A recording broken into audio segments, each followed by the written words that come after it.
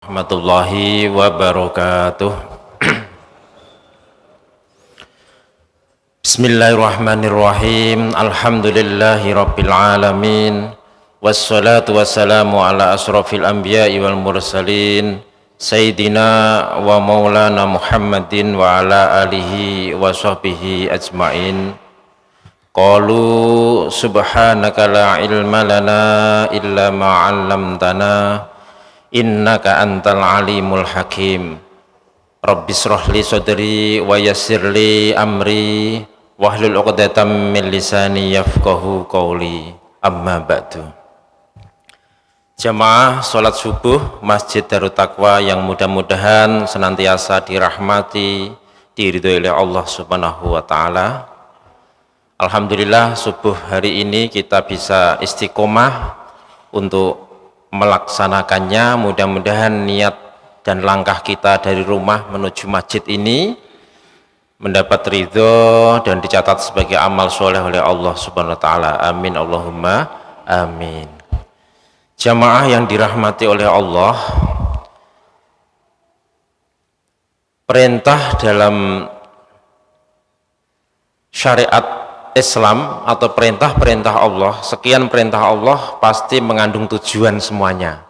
Jika kita mengingat bagaimana sholat yang diperintah oleh Allah ini bertujuan diantaranya adalah untuk membentuk karakter kita bisa berbuat yang baik, kita tercegah dari perbuatan nahi dan mungkar. Ini diantara tujuan ibadah-ibadah yang perintah oleh Allah. Perintah ibadah zakat begitu juga adalah untuk membersihkan harta dan jiwa kita. Begitu juga haji, untuk membentuk kepedulian kita. Inilah diantara sekian-sekian perintah oleh Allah, ibadah yang diperintahkan oleh Allah. Dan di bulan ini ada satu perintah oleh Allah, yaitu perintah puasa. Begitu juga puasa ini Allah memberikan perintah yang dalam kurun waktu cuma sekali dalam setahun. Sekali dalam setahun. Tentunya momen ini Allah memberikan kesempatan kepada kita agar diri kita ini terbentuk jiwa yang sangat jelas dalam Al-Quran, la'allakum tattaqun, biar terbentuk jiwa-jiwa yang takut kepada Allah, jiwa-jiwa muttaqin. Nah, orang yang bertakwa ini para jamaah ternyata perintah Allah. Bahkan jika panjenengan yang bapak-bapak kalau hari Jumat kita dengar setiap khutib yang naik mimbar seluruh dunia, mereka wajibun untuk memberikan wasiat kepada hadirin sholat Jumat semua. Ittaqullah, ittaqullah, pasti, karena ini salah satu rukun daripada khotib untuk menyampaikan, mengajak untuk ketakwaan. Begitu pentingnya, maka khotib ini mengajak semua jamaah untuk menuju ketakwaan. Berarti perintah bertakwa kepada Allah ini menunjukkan wajib yang harus kita lakukan, kita usahakan, kita ikhtiarkan dalam kehidupan sehari-hari. Ittaqullah haqqa tuqatih wa la tamutunna illa wa antum muslimun. Dan banyak ayat lagi memerintahkan kita untuk bertakwa. Hadirin sholat Jum'ah, hadirin sholat subuh yang dimuliakan oleh Allah. Di saat kita awal-awal mengenal Islam, kita belajar Islam, mungkin label yang kita miliki ini muslimin. Nah, di saat kita muslimin, kita di ikhtiar untuk menuju ke jiwa-jiwa mukmin. Lalu dari golongan orang beriman inilah kita menuju diperintah untuk menuju orang-orang yang muttaqin, bertakwa kepada Allah. Maka sarana perintah Allah puasa Ramadan ini dalam rangka membentuk jiwa-jiwa yang muttaqin. Kenapa muttaqin ini dihimbau, diperintahkan oleh Allah? Salah satu yang saya sampaikan diantaranya, Allah menjamin orang yang mempunyai jiwa takwa ini. Kalau kita lihat dalam surat At-Tolak mulai ayat 2, wa may yattaqillaha yaj'al lahu makhraja. Allah menjamin nak wong-wong sing atinya takut kepada Allah, berjiwa muttaqin, dia dalam kehidupannya diberi solusi yang terbaik oleh Allah, jalan keluarnya mudah, masalah-masalah yang menghimpitnya insya Allah suatu saat ada waktu yang indah untuk dirinya. Bahkan dikatakan atau diumpamakan di saat seseorang berjalan di gang yang sempit, tidak bisa obah ibaratnya, tiba-tiba dia keluar di depannya tanah yang lapang luas, itulah maksudnya makhroja, diberi keterbukaan, diberi solusi yang terbaik, ini makhroja. Yang kedua, janji Allah bagi orang yang mau bertakwa ini, wa yarzuqhu min haitsu la yahtasib, dia akan diberi rezeki yang tak disangka-sangka. Ini janji Allah. Di saat punya hajat yang luar biasa, maka dia biasanya akan diberi kemudahan dalam urusan rezekinya oleh Allah jika hatinya betul-betul takut kepada Allah Subhanahu wa ta'ala, yaitu jiwa muttaqin. At-Tolak ayat selanjutnya, wa yaj'al min amrihi yusroh, para jamaah, segala urusannya, masalah urusan duniawinya ini juga dimudahkan oleh Allah Subhanahu wa ta'ala. Ini janji orang-orang yang muttaqin. Maka monggo puasa tahun ini luar biasa, yang 2 tahun mungkin kita menjalinnya agak setengah-setengah karena ada faktor kondisi seperti itu, dan ini alhamdulillah pemerintah sudah membolehkan kebebasan seperti tahun-tahun sebelumnya. Monggo kita manfaatkan puasa yang diberi, yang sarana puasa yang diberikan oleh Allah ini, bagaimana mampu membentuk jiwa kita ini menjadi orang-orang yang bertakwa, membentuk, merubah, memberi warna pada diri kita.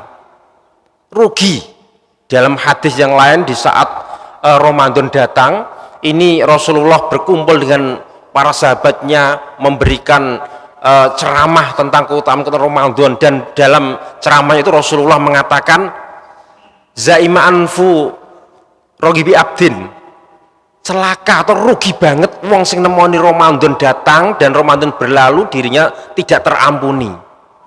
Nah, ini berarti momen Ramadan, momen puasa yang ada tahun ini tidak mampu untuk merubah diri kita, membawa perubahan. Ini termasuk orang yang rugi. Maka kita diingatkan, manfaatkan betul. Untuk itu marilah kita dengan menjalankan dengan istiqomah, terus menerus, konsisten. Di saat ketakwaan ini kita raih, ya, perintah-perintah Allah kita jalankan, larangan Allah kita dengan maksimal kita tinggalkan dengan konsisten. Allah juga memerintahkan kita untuk istiqomah.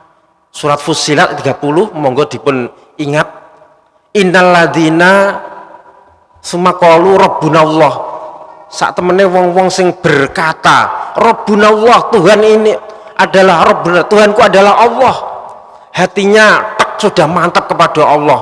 Allah menjadi tujuan utamanya, gandolan utamanya Allah, tidak siapa-siapa. Allah menjadi pelindungnya, Allah menjadi aulianya. Summastaqamu, kemudian dia istiqomah, konsisten ibadahnya untuk meraih ketakwaan, untuk menjadi lebih baik. Apa janji Allah bagi orang yang terus menerus istiqomah? Tatanazzalul alimul malaikah, wong sing gelem istiqomah terutama di bulan Ramadan, ya, ibadah-ibadah yang ada dalam Ramadan ini diramut, dilakukan terus menerus, janji Allah malaikat akan turun kepada orang yang mau istiqomah itu. Nah, dalam tafsir disebutkan, maksudnya malaikat turun ini, malaikat akan mendampingi abdun, hamba, di saat ia menjelang sakaratul maut, di saat ia kematian. Bapak Ibu, bagaimana saat sakaratul maut atau naza ini sungguh keadaan yang sangat luar biasa. Ditampakkanlah amalan-amalannya waktu hidup, ditampakkanlah amal-amalan kebaikan yang akan ia dapatkan, ditampakkanlah balasan-balasan keburukan yang ia lakukan, sehingga orang itu kadang matanya melotot, itu dalam rangka sudah dibuka tabir gaibnya. Nah, di saat itulah malaikat mendampingi, Dan riwayat atau keterangan tafsir satunya, malaikat akan mendatangi di saat yaumul ba'si, di saat manusia dibangunkan dalam kubur, malaikat ini juga mendampingi terus. Ini orang yang mau istiqomah janji Allah. Malaikat akan berkata, Allah takhafu wa la tahzanu. Orang yang beriman, jangan kamu khawatir, jangan kamu takut di saat menuju kematian, di saat nazak, malaikat mendampingi, memberikan penguatan pada orang beriman itu. Wala tahzanu, jangan kau bersedih, kata malaikat di saat kita nazak tersebut, di saat sakaratul maut tersebut. Jangan bersedih terhadap anak-anak yang kamu tinggalkan, jangan bersedih kepada harta yang kamu tinggalkan. Allah akan mengambil alih itu semua. Ini jika orang ini mau istiqomah dalam ketakwaan kepada Allah Subhanahu wa taala, dalam jejak atine bertuhan kepada Allah Subhanahu wa taala. Tidak hanya itu saja, wa absiru bil jannah, malaikat akan mengabarkan dengan janji surga. Ini para jamaah, ternyata istiqomah ini adalah sesuatu yang tidak mudah merawatnya. Maka ulama mengatakan kun rabbaniyan wala takun ramadhaniyan. Jika Ramadan ini mampu kita keramut dengan baik dalam hal ibadah, kita istiqomahkan sampai akhir selesai Ramadan. Jangan hanya jadi orang yang ibadah di bulan Ramadannya khusyuk saja, tetapi setelah Ramadan harus tetap istiqomah. Jadilah kun rabbaniyan wala takun ramadhaniyan. Janganlah kamu hanya beribadah khusyuk di bulan Ramadan, tetapi terus menerus di lain Ramadan. Ini para jamaah. Pertama, monggo takwa. Yang kedua, tetap istiqomahkan menuju ketakwaan ini. Jika kita iktibar hewan saja, ada yang puasa dalam rangka menuju kebaikan. Banyak ada ular itu ya puasa, ya keciput juga kok keciput ya. Apa hewan-hewan kayak itu puasa, terus ada ayam ini juga puasa. Dan jika kita belajar ada hewan namanya ulat. Ulat ini juga yang asalnya hina, ya rakus Bapak Ibu, apa-apa dimakan, daun semua dimakan, rakus, dan hewan ini menjijikkan. Tetapi ketika ada suatu saatnya dia ingin berubah diri. Nah, ulat ini merubah diri dengan melakukan puasa selama beberapa hari dalam kepompong atau musolanya sambil ia berzikir kepada Allah. Karena semua hewan, tumbuhan, bahkan makhluk yang ada di bumi ini mereka bertasbih kepada Allah, cuma kita tidak mampu mendengarnya. Ulat ini berpuasa berhari-hari, lalu apa yang terjadi? Di dirinya ada perubahan, yaitu menuju menjadi kupu-kupu.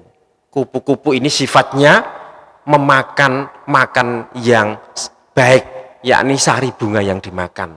Dan yang terjadi adalah kupu-kupu sangat disukai orang.